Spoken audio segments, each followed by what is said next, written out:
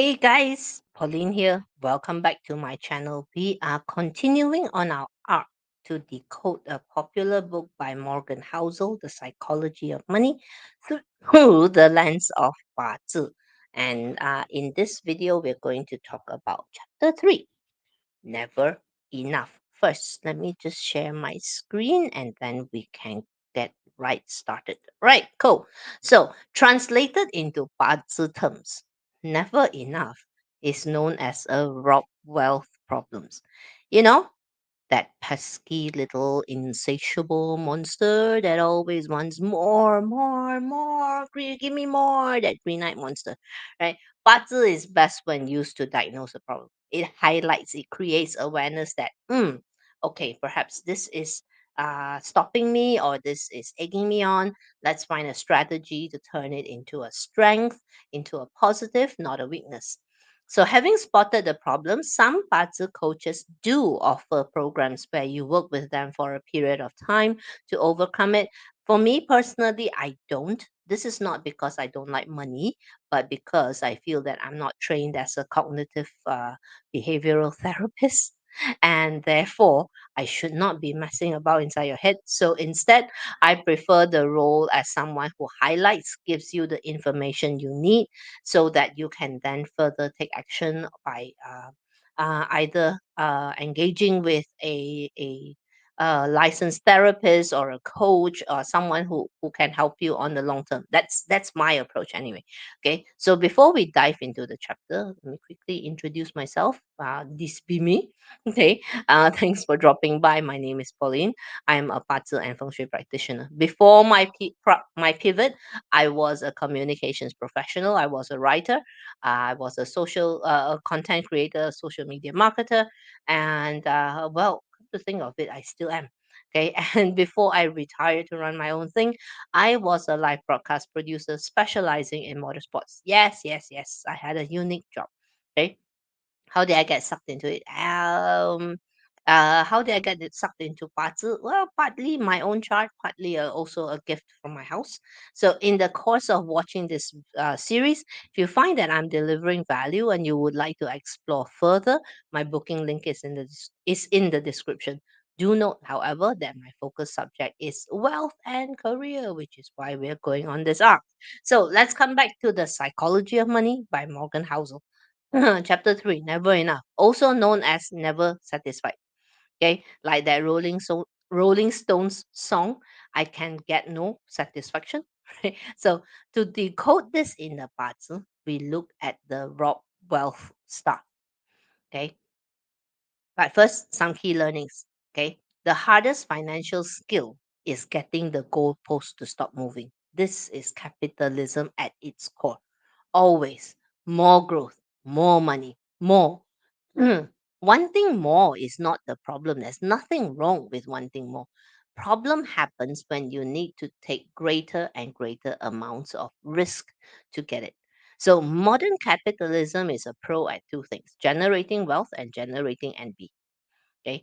I agree 100%. Very hard to sell to someone if that person does not feel envy.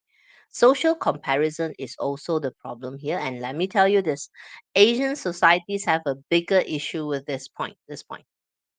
Okay, because many Asian societies are based on Confucianism, where face value and status is oh so very important. There are many things that are never worth risking, no matter the potential gain. Sometimes this drive for more, more, more can cause us to do illegal stuff.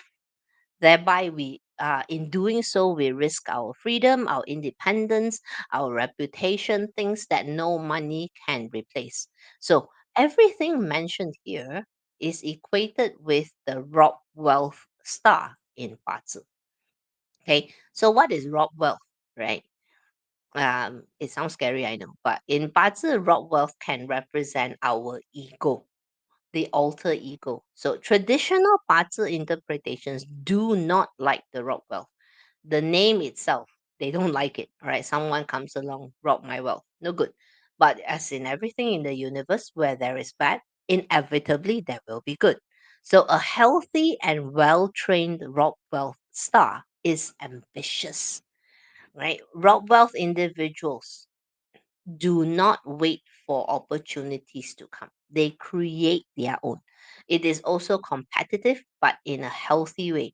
It can also denote strong leadership abilities because it has this ability to inspire, motivate others, oh, come, guys, let's do it together, that kind of stuff. But when we say someone has a rob wealth problem, this is when the rob wealth is exerting its negative influence in the chart. Okay. Amongst these negative influences are endlessly comparing, always competing, always comparing, very combative, behavior wise, emotionally, very aggressive. And so, because they're constantly comparing, it's very hard to be happy. So, of course, the first type of chart that will be vulnerable to a rock wealth problem would be a chart that has a rock wealth structure. Let's go to the next slide. Okay, so a Rockwell structure or charts with strong Rockwell stars are naturally very ambitious. How would you know if you have a Rockwell structure or profile? As always, plot your chart to find out. Okay, scroll right down to the bottom, like this example. This is a Rockwell profile chart. Don't get me wrong, I love working with Rockwell clients. They always come with big ambitions and the willingness to work for it. The harder it is, the more amped up they get. There is this natural instinct. I want to build my own empire. When the structure is positive or unfavorable, robust structure individuals will never shy away from hustling. Never. Okay. When it is negative, they might not hustle because too busy comparing.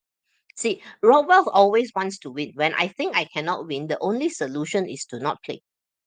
Okay, which is fine. But the problem is when they don't play, they complain.